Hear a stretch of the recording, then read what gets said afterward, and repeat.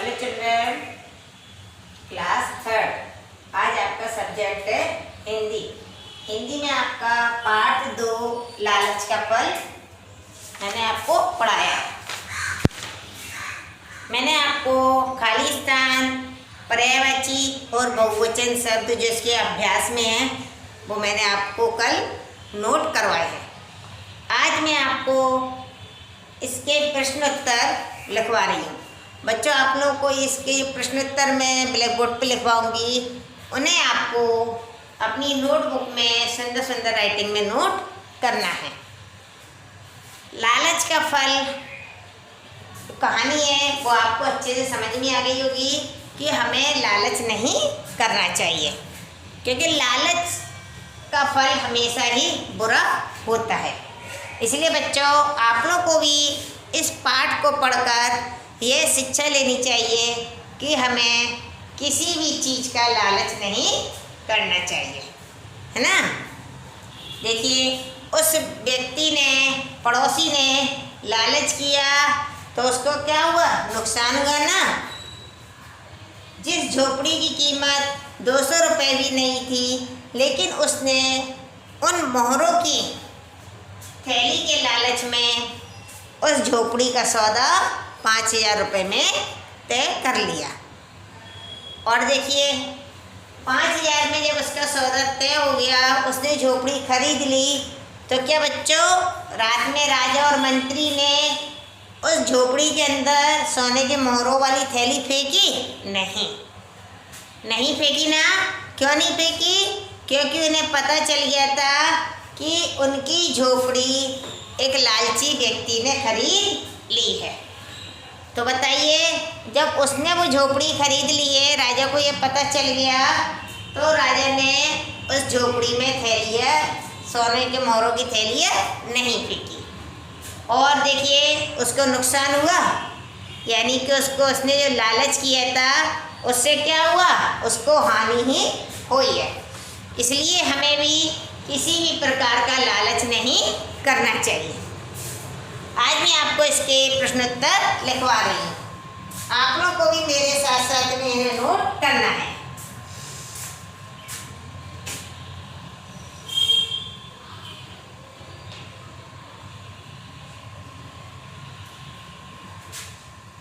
देखिए, इस तरह से आपको पढ़ना भी है। राजा को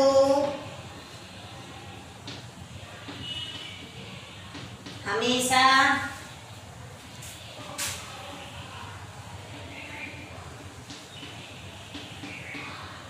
किस बात की चिंता रहती थी? बताइए बच्चों, राजा को हमेशा किस बात की चिंता रहती थी? देखिए, यहाँ पर आपको सुंदर सुंदर राइटिंग में उत्तर लिखना है। राजा को अपनी प्रजा के,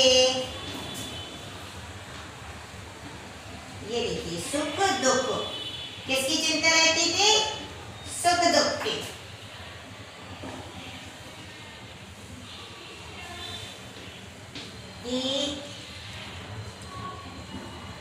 चिंता रहती थी।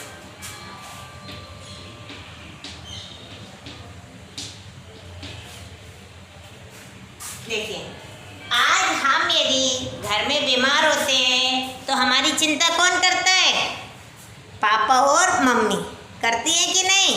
क्यों करती हैं? क्योंकि वो हमारे कर्ता धर्ता हैं। इसी तरह से राजा भी अपनी प्रजा के लोगों का कौन है? कर्ता धर्ता है, मुखिया है। इसलिए जो घर का या राज्य का खास सदस्य होता है, उसको अपने परिवार की और प्रजा के सुख दुख की चिंता रहती है।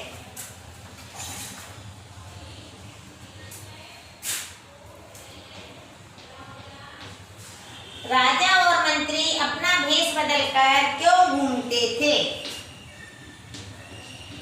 राजा और मंत्री देखिए अपना वेश बदलकर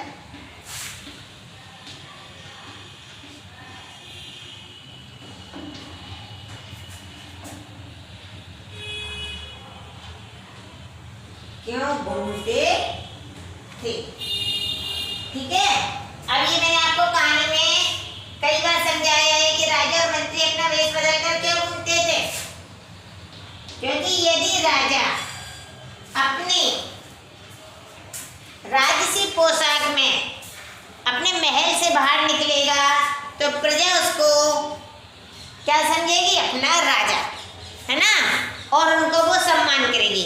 यदि राजा अपना वेश बदलकर राज्य में घूमेंगे तो उनकी प्रजा उन्हें एक आम आदमी समझेगी कि मतलब ये तो हमारे जैसे ही हैं, और उन्हें अपने सुख दुख की बात बताएगी, है ना। इसलिए राजा और मंत्री अपना वेश बदलकर घूमते थे।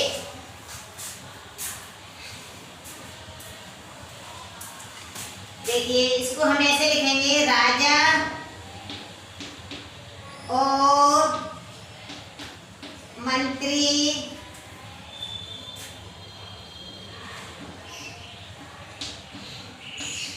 वेश बदलकर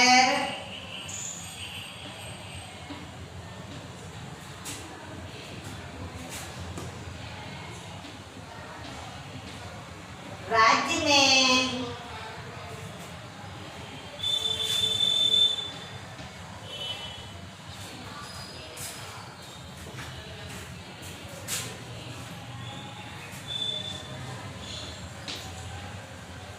अपनी प्रजा के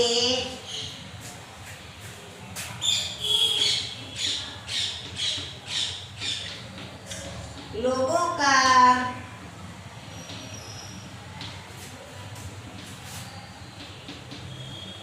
सुख दुख जानने के लिए घूमते थे। देखिए राजा और मंत्री भेष बदलकर राज्य में अपनी प्रजा के लोगों का सुख दुख जानने के लिए घूमते थे।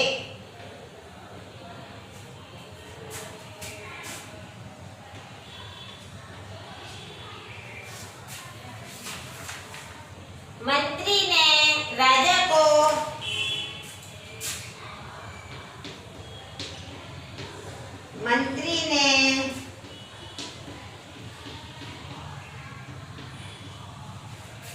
राजा को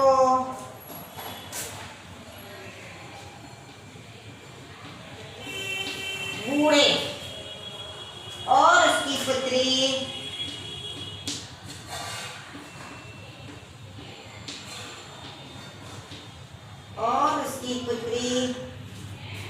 की सहायता करने का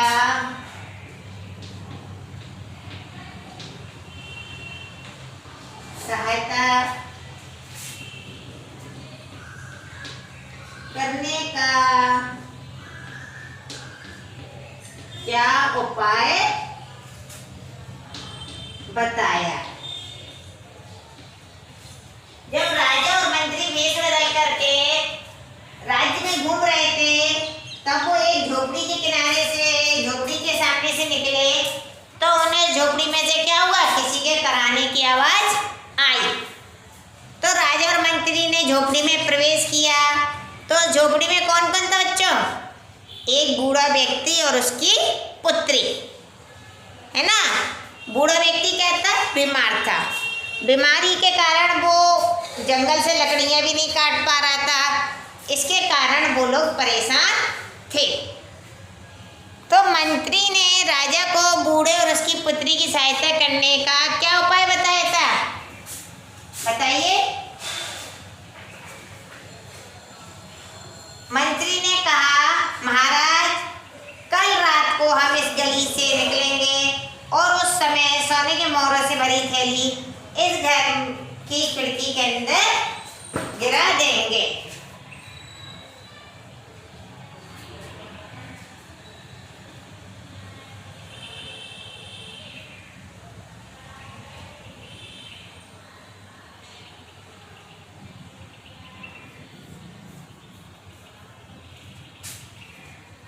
देखिए,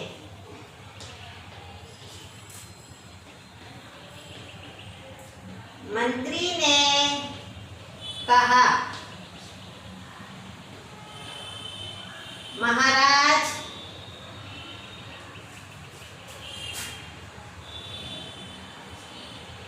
कल हम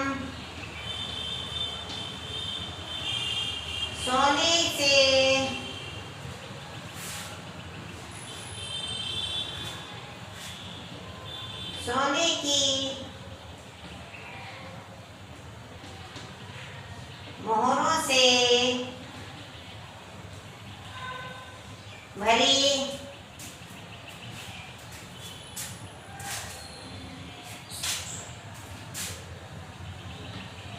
थैली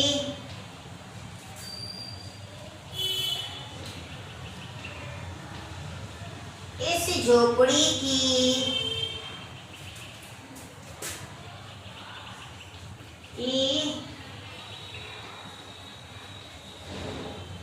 खिड़की से अंदर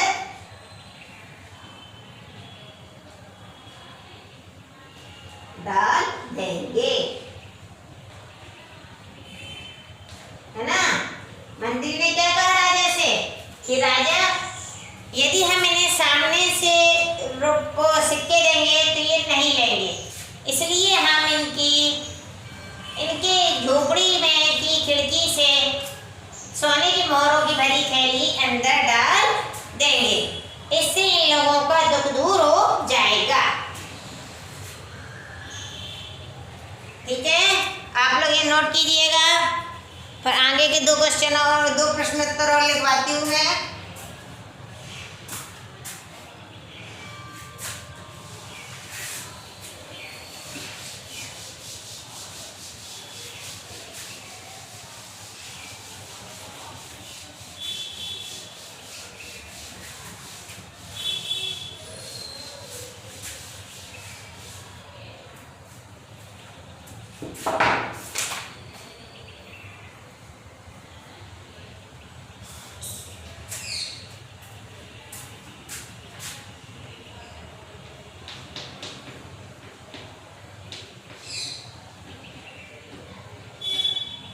राजा और मंत्री की बात सुनकर पड़ोसी पर उसका क्या प्रभाव पड़ा?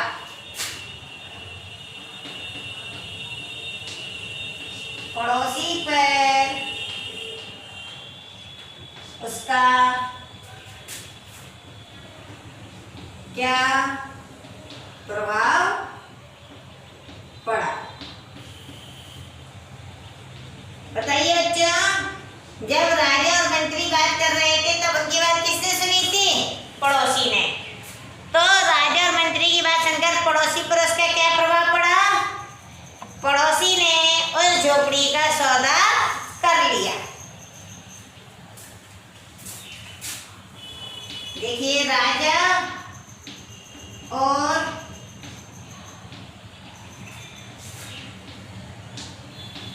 मंत्री की बात सुनकर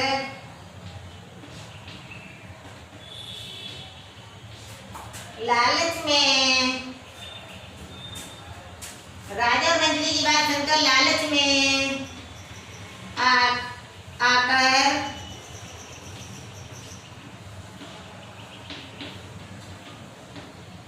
पड़ोसी ने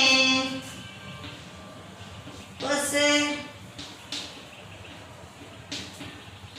झोपड़ी का सौदा कर लिया।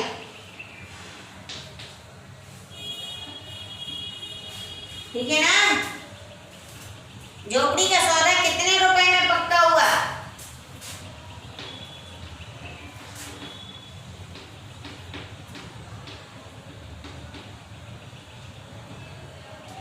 झोपड़ी का सौदा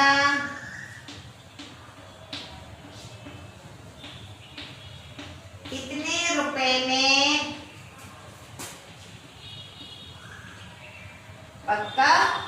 हुआ। ये तो बच्चों आप लोगों को बच्चे से याद हो गया होगा कि झोपड़ी का सौदा कितने रुपए में पक्का हुआ था।